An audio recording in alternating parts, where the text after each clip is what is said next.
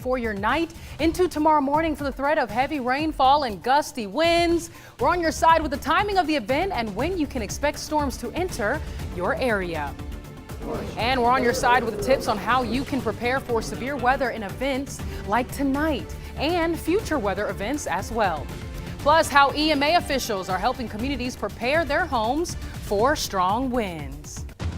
WBRC Fox 6 News. First Alert Weather Extra starts now.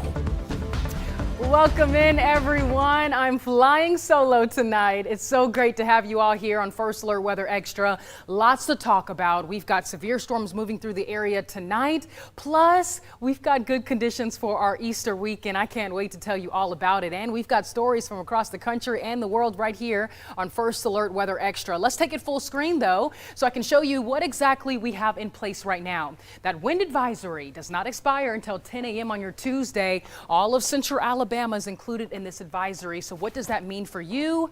It means we can see winds gusting up to about 40 miles per hour. So we're watching that system, anticipating it to bring us even gustier winds as it approaches. So right now that system is out to our west, but I do want to show you though what I'm tracking as the next big thing. So we're watching the storm system really pushing through around 11 to midnight tonight. This is going to continue to track south and to the east here. Well, fast forward, this is 6 a.m. on your Tuesday. If you're heading to work, a line of rain and storms with the threat for strongest and maybe an isolated tornado for south and west central Alabama. Main areas to watch out for: Tuscaloosa. If you're in Pickens County down to Sumter, Green Hale, Perry, and even Bibb County, that's the area that I think has the greatest risk, although it is a slight risk. So we're not expecting a wide outbreak for tonight, but we still want everyone to be weather aware and prepared on what to expect. We're watching this line of storms continuing to push through our area as we approach your Tuesday later in the morning. This is 10 a.m. Heavy rain now entering East Alabama, but I do think that you guys are in the clear from any severe threat, which is good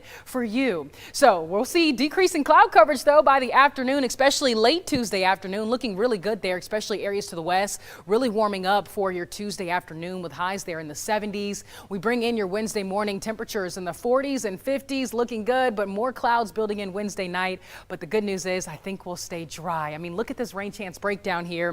You'll notice that over the next several days, we've got dry conditions, and that means a beautiful Easter weekend. I can't wait to tell you more about that in my full forecast coming up shortly. But while we prepare for potentially strong storms, meteorologist Matt Daniel joins us now with tips on how to prepare your impactful weather, as well as describe QLCS storms. We have that first alert weather day of the threat of rain and storms arrive tonight. We've already been dealing with the wind all day long, so we just want to make sure you're prepared for those impacts. Probably a great idea to have that NOAA weather radio overnight, because you'll probably be sleeping. In case there's a warning, it will go off and wake you up. So make sure it also has fresh batteries just in case you lose power. Always have that WBRC First Alert Weather app downloaded, and we'll keep you updated on the forecast as things change. You want to make sure you keep those electronic devices charged just in case you lose power. You can watch us, stream us, and get information through your phone. And of course, if you haven't already, make sure you do so. Secure any loose items that are outside. The wind's been howling all day, and it's going to continue tonight into tomorrow morning. Also want to note the differences between a watch and warnings, just in case they're issued. Hopefully we won't have any of them, but if we do, just remember a watch just says a heads up. Conditions could become bad. So if it's a severe thunderstorm watch, that means we could see storms that could produce either large hail or 58 mile per hour wind gusts or greater. So we'll see what happens with that. The watches usually is a bigger area for a longer period of time, and it's just having a plan in place. If there's a warning, that means we see something and you need to take shelter immediately. Looking at a duration of 10 to 30 minutes, sometimes up to an hour with advance warning. And it usually includes parts of counties, and sometimes it can just be a few minutes, several minutes before that when that warning is issued, and that's your sign to take cover. So warnings are more imminent and more likely. What we're seeing tonight is what we call a QLCS, quasi-linear convective system. It's a line of storms that move on through. We call it a family of storms moving as a line, and these things can happen any time of the year. We see them a lot in the winter and spring months. Don't see them as much in the summertime or in the fall when it's usually drier. but they can form Boeing segments and usually wind and heavy rain. So that's what we're dealing with. And some of these QLCSs are different than others. Some can be more intense, others could be weaker. We're thinking it's going to be a little bit weaker, but one thing that we look at is ahead of the line. When you start seeing, if you're right in front of the line, that usually shows low reflectivity on the radar, which means updrafts of the storms. You can get some strong winds ahead of that main line of storms as well. Sometimes within a QLCS or a squall line, you can get a little bit of rotation aloft, and that can create a possible spin-up tornado. So you can never rule that out. And sometimes you might see a little bit of a bow signature in some of the radar images, which can show a bow echo, which could also produce some damaging winds. And then behind the rain, usually you'll see the rain start to taper off behind that main line. But sometimes that low reflectivity showing up on the radar that's green, that can sometimes indicate some strong downdraft winds. So you can sometimes get gusty winds behind the main line of storms. So that is what we're dealing with when it comes to tonight's setup. So we just want to keep you updated on the forecast. Make sure you download the WBRC First Alert weather app, Weather on the Go, and we will keep you updated tonight going into tomorrow on Good Day Alabama. And again, it's also a good time to double check that you have multiple ways, and I repeat, multiple ways to receive weather information and alerts that will wake you up while you're asleep especially. And if you have a weather radio, make sure that it has fresh batteries and that you have programmed it to your county and location. Please do not rely on those outdoor sirens. You can also get alerts though using the WBRC First Alert weather app. It's free to download for your iPhone and Android devices. You can set customized alerts based on your location and get weather updates based on where you live. Just scan the QR code right there on your screen. EMA officials in Calhoun County saying that vehicles such as RVs and regular vehicles could be affected by today's high winds. As we prepare to potentially see wind gusts up to 40 miles per hour, winds that strong can blow around unsecured objects such as patio furniture, toys, and trash cans. Trees could also be blown down, and a few power outages may occur as well. Officials also saying these conditions can make driving difficult. So if you have time to be out and about, if you do need to be out and about, please use extreme caution. Making sure that, if you have animals that are outside, make sure they're protected and be on the lookout for low-hanging power wires, trees. They could fall. Just being aware of, the common things. As always, be sure to stay tuned right here for your forecasts and updates. And when those storms begin to move into our area, I'll be here throughout the night tonight monitoring all of that for you. But it was on this day 3 years ago that a devastating tornado tore through parts of Shelby County. This long track tornado spanned more than 50 miles at 140 miles per hour, making it an EF3 tornado. Moving through many communities between West Blockton and northern Shelby counties, the most extensive structural damage happened near the Eagle Point neighborhood. Many homes had complete roof loss, while some exterior walls collapsed on others. There were 5 injuries as a result of this tornado. But in 30 seconds, we'll take a quick check on radar. I'll be able to show you where those storms are right now and take you across the country to show you some snowy weather. Yeah, we're not getting that. We'll be right back right here, First Alert Weather Extra.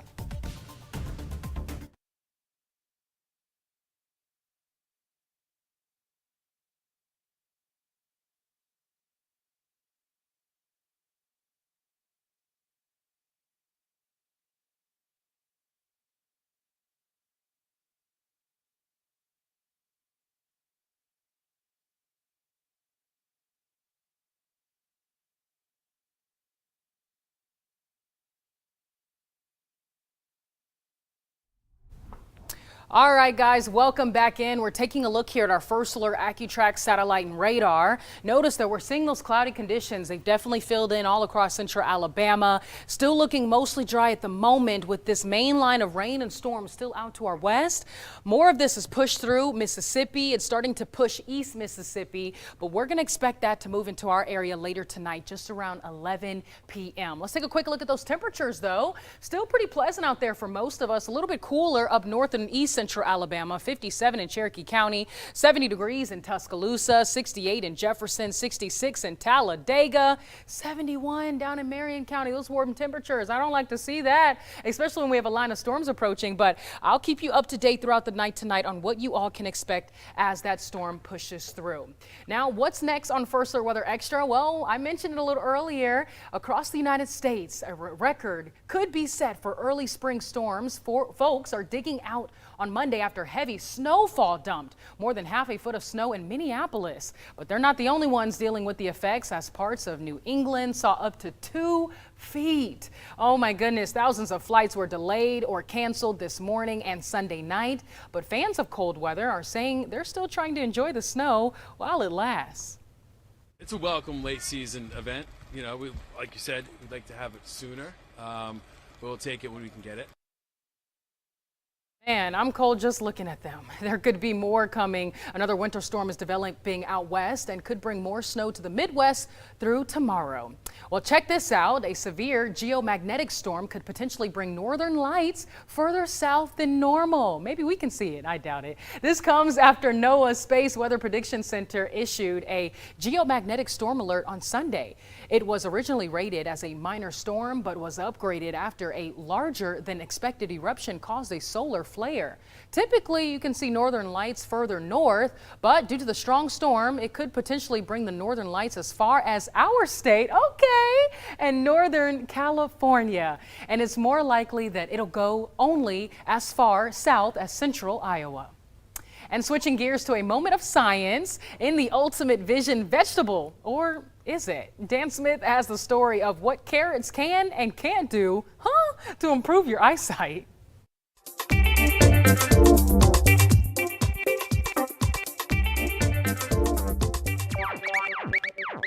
Last week, we tackled the myth that the iron in spinach is what gives you strength when it's really the vitamin A that helps you stay healthy. Now, we're sticking with the same vitamin and heading back to the garden for another subject, carrots and eyesight.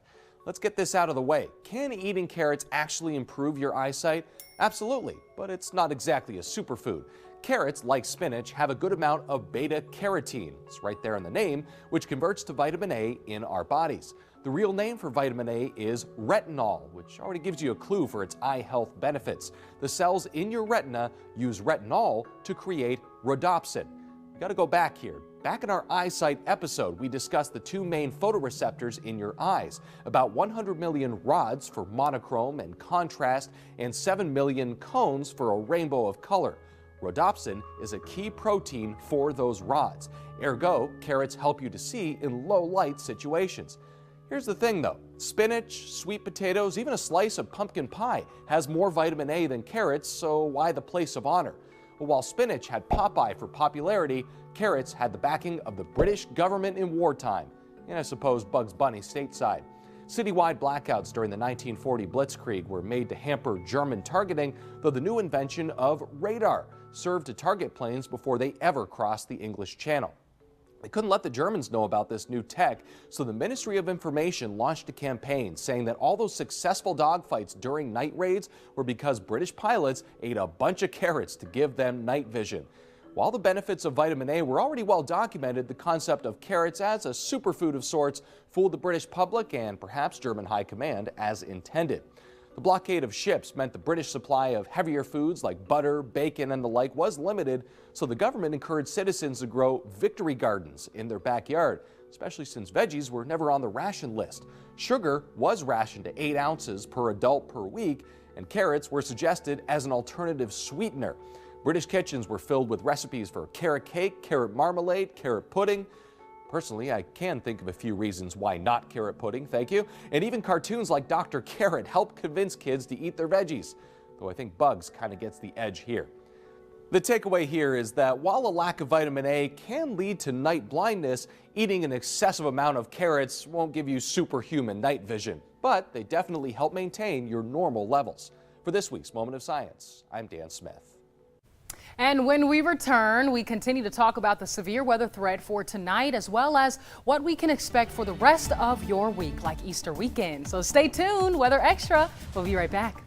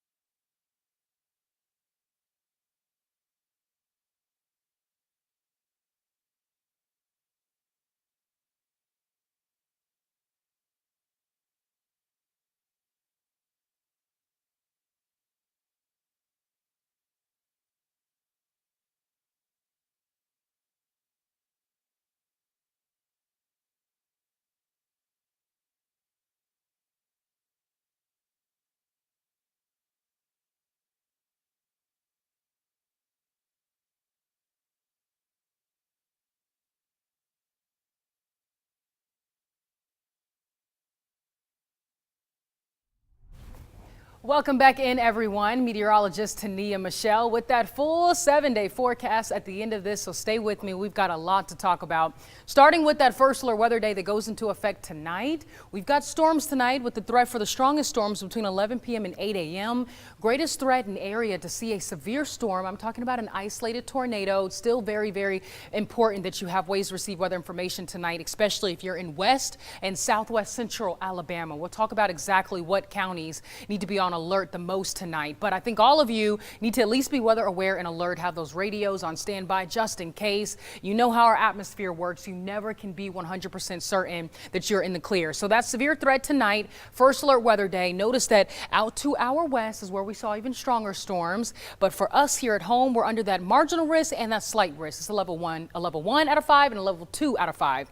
That slight risk is the areas and the counties that need to be most on alert for an isolated tornado tonight. So I'm talking about southern Lamar County down to Pickens, West Tuscaloosa and southern Tuscaloosa, Sumter, Green, Hale and Perry County and western Bibb County. Now, what does this mean for you? Number one, it means that you're in an area that can see more of those damaging winds up to about 60 miles per hour.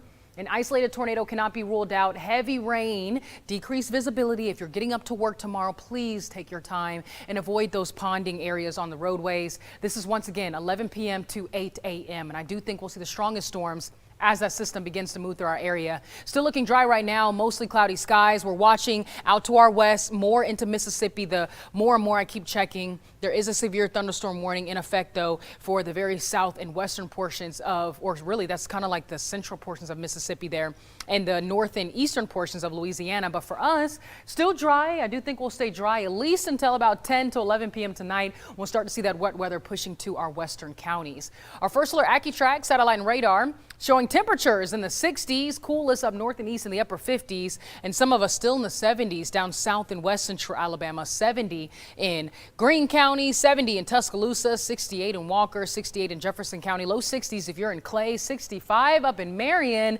But those winds, boy oh boy, those winds have been windy all day today.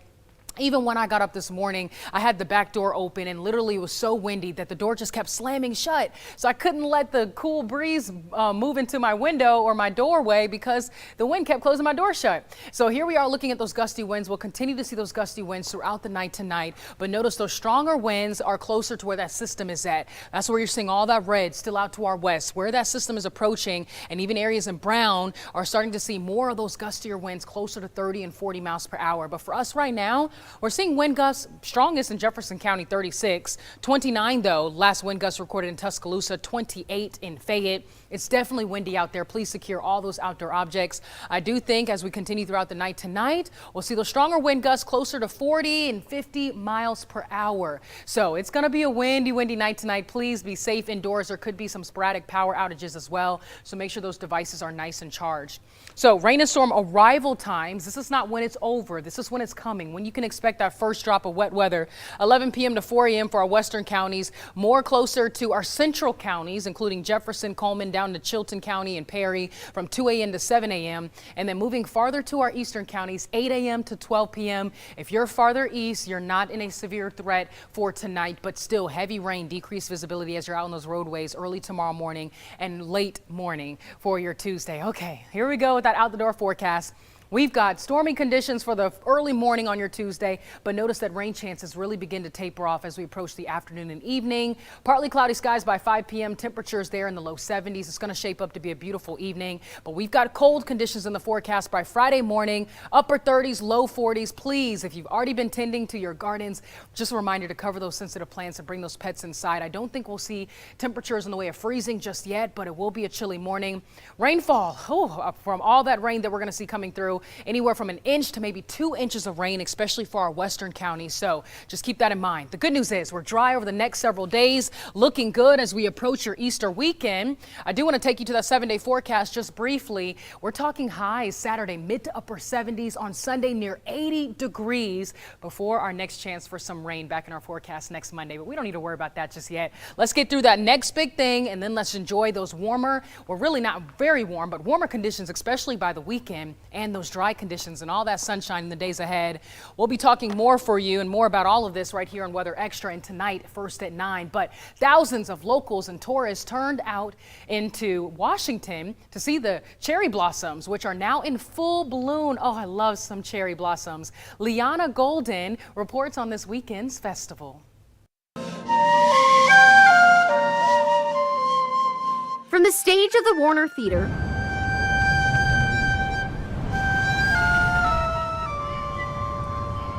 They're beautiful. They're beautiful. to the walls of the tidal basin, This is the peak. the National Cherry Blossom Festival is in full swing, and people Where are you guys coming from? They're from Virginia. I'm from Chicago. are coming from near and far to experience it. We're locals, we live here. We're locals. We live around here. We're from the Kansas City area. Today's weather maybe not as ideal to see the beauty of the blossoms, I mean, it's pretty beautiful, but it's just, I can't feel my face. Definitely bundle up. Make sure you have gloves. I know my kids have been worried about their hands. Look at the hat, and this feels like December. Well, that's why we wear rain boots. but as said by our very own Victoria Sanchez, the MC at tonight's opening ceremonies, There's just something about cherry blossoms, right? They have the power to bring people together in a way unlike any other. Hey, what you got there? like these two, a local artist painting the petals as they fall onto his canvas, It's just a natural part of the cherry blossom cycle. and a young tourist taking some of the view with her for later. Who knows if they'll be here next weekend? So advice to come out and experience peak bloom as this cold, cloudy day comes to an end. See, insider tip, it's okay to come if there's an overcast. Don't tell everyone that. Come at sunrise or sunset. Might be annoying waking up, but it's so worth it. Yeah. At the tidal basin, Liana Golden, 7 News.